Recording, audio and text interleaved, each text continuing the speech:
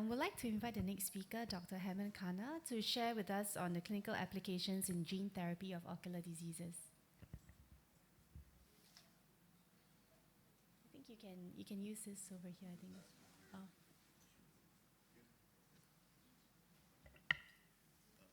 Thank you very much. I want to thank the organizers for giving me the opportunity to talk about gene therapy. So I'm from Astellas Pharma. We do have some gene therapy programs and also small molecule programs. And what I thought I would do today is we have heard a lot about very great talks on how good the results can be with gene therapy. But there are also programs which do not make it to either to clinic or do not make it even at early stage of discovery or even development. And it's always a good idea after a few years to really go back and see how we started so that we get some encouragement and we keep going. And that is what I thought. I'll start with some background, a little bit of background. You may already know this, may not know this, but I found it very interesting that the idea of gene therapy actually started in the time when Lederberg, Beadle, and Tatum, they were the pioneers, Nobel Prize laureates who showed bacterial genetic recombination, viral transduction, and from this was an article where Lederberg actually said that there could be an application in molecular biology if we could graft polynucleotide sequences onto a virus DNA and then take it further. So that's started from where I think this is where the field started. And then again, there was talk about, there is excitement, but then there was also issues with what are we going to do with humans, because this is genetic manipulation to some extent. But then this field kept going, and then there were a few papers that came out that actually could transfer genes into cultured mouse cells and also in stem cells. So that all was very encouraging. That helped quite a bit to take the field further, but as always happens, there are people who actually take it too far, too quickly, which is in a way good and bad. I mean, nobody nowadays will never do this. They basically they attempted to treat, this is Martin Klein, they attempted to treat 2 patients with severe beta thalassemia. And there were clinical studies undertaken, but they were actually, what these studies helped, they showed that there was a fear, but that fear should not be there of administering recombinant DNA molecules. But then these people were eventually, they had to lose their job. But again, we learned something from it. And that was good. But then look where we are after. If we had given up there, we would not have come this far.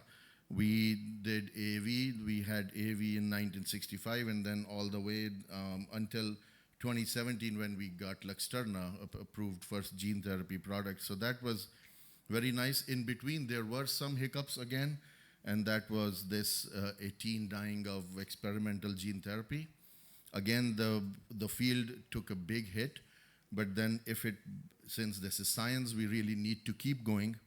And that's when, after we understood what went wrong, we again got back up, and now there are so many drugs which are for gene therapy, including drugs in eye diseases, including Luxturna, but there are so many now that are being studied, either studied or they are out there. And we have already heard about clinical applications. There are multiple systems that are being worked on for gene therapy, including ocular diseases and ocular gene therapies. I think this is not new to this audience, but we prefer ocular gene therapy also because it being partly immune privileged, we cannot really say it is immune privileged completely. It needs small volumes, so that helps with manufacturing costs. And many ocular diseases are monogenic, so it becomes easier to look at the primary outcome of the genetic defect. And there is easier accessibility, and by accessibility I mean different routes of administration. This is all very well known. Intravitreal, subretinal, we heard today very nice talks on subretinal injections. We could do suprachoroidal is also being developed now, which could be less invasive. Intravitreal, of course, is going on with AAV and also with small molecules. And this was the success story that happened with Luxturna. No new news for it, but it's just trying to get to that we did have some good things going. And this is the gene therapy landscape. We have now almost, there are just so many diseases, not only the back of the eye, but the front of the eye. We have so many diseases where we can actually get in by gene therapy. But there are some limitations still. We still have to work on. We hear a lot about positives, but we also should be looking into negatives. There are pros and cons for the delivery routes that we take. Subretinal, intravitreal, subretinal is the best way to go for a localized delivery, but then that is localized delivery, and then we have seen there could be challenges. It is a operating room procedure. Intravitreal, suprachoroidal, they have their own goods, and the bads being that there could be possible leakage into the systemic circulation, and that could have an impact on the immune privilege of the eye that we talk about. But still, intravitreal suprachoroidal is preferred. They still need to be tested in the field compared to subretinal injection, which has been very successful in the clinic. And with immune response, I talk about with AAV, it is a virus. If you inject a virus into the body is going to react. You cannot have a time where the body will not react to a virus. So we will get immune response. There is pre-existing immunity and complement-based adaptive immunity. So we have to take care of this. There are drugs which are being given right now, but many drugs actually fail because they are just too much immune response that happens, and AAV is one of them. There was a talk on developing new AAV capsids. Maybe we can develop better capsids which will evade immune responses and still do the work. We also have limitations in animal modeling and how we can translate what we see in the discovery phase, an early development phase to clinic, because a lot of failure happens when we do not really do our due diligence in the preclinical setting or non-clinical setting and then get to the clinic, and that's where we fail. So there are limitations. Animal models are great. We should work on them. We should look at it, but we also need to make sure that when we look at animal models, there is also a discrepancy because we're talking about humans in the last part of this struggle. So there are now bioengineered human disease models which are now coming up. Again, they have their pros and also there are limitations. They are not a three-dimensional organ in a body. And in a typical, as I said, there are just so much that we lose because we cannot really study the disease well enough in patients and then model it in labs in order to make sure that we get the right thing to the patients.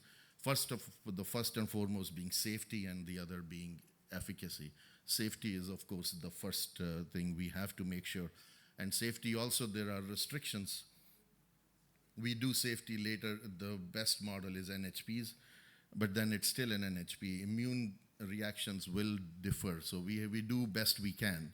And we still need to keep working on it. I mean, there are again, goods and bads. Hindrances in animal modeling in terms of eye size, that's another big issue that we have to face. But the reason I'm showing these challenges is because it's not only the clinic that has to face these issues of a drug giving a bad reaction in a patient, because that's the worst thing you want to see. But in order to get a drug into the hands of a doctor who's going to inject into a patient, we need to do our due diligence from preclinical perspective that we hand the best stuff over. And it's not going to be straightforward because you cannot work with humans in a lab. So we need to devise better ways and keep devising. There are better ways which are already being done, and we need to keep going. And that's basically where I would like to leave this, that progress is made in both academia and industry. Academia is actually leading the progress in developing new vector, developing new gene therapy perspectives, but we really need to make sure that once we get to the late stage development of a drug, we are doing our due diligence in terms of the big problems that clinic faces. We should all be looking into how can we mimic those problems in the lab so that we can take care of them, whatever we can, we take care of them here before we get it to the clinic so that our patients are safe. I'll stop here. Thank you. Thank you, Dr. Khanna. Any questions from the ground? If not, maybe I could ask one. Sure. Thank you so much for taking us down memory lane, looking at how gene therapy developed. So perhaps, looking back, what do you think was the main technological or scientific hurdle that have to be overcome before gene therapy became something that we could apply to humans? And then maybe looking forward, what do you think are the key technical limitations that we need to overcome in order to make it a more widespread treatment modality? Yeah, great point. I think that is what we want to communicate. There were things that were, first of all, the first thing that was really new was I'm injecting a virus. So is it going to be good for a patient, for a human being? You're injecting, knowingly giving a virus to the patient. Of course, you have to educate them that this is not a live virus, this is not what it could do. And that leap had to be taken, that we need to show definitively that like we discussed earlier, was it's not integrating into the genome. It is safer to a large extent, so we need to do those studies to make sure that it is safe. Going forward, I think that's what our clinical colleagues, they are our best source of information. They tell us that we see a lot of inflammation when we inject, let's say intravitreally, or we see a lot of systemic leakage of our virus. How can we make these viruses safer? How can we make these less immunogenic? There is so much work going on already. I think that is where crosstalk with the clinic and the lab is very important to really tell us where the challenges are so we can start focusing on those challenges. What we hear is, I think, big aspects are inflammation, immune reactions for now, but if there are more, please educate. Yes, thank you. Thank you. Well, with that, thank you very much for your talk.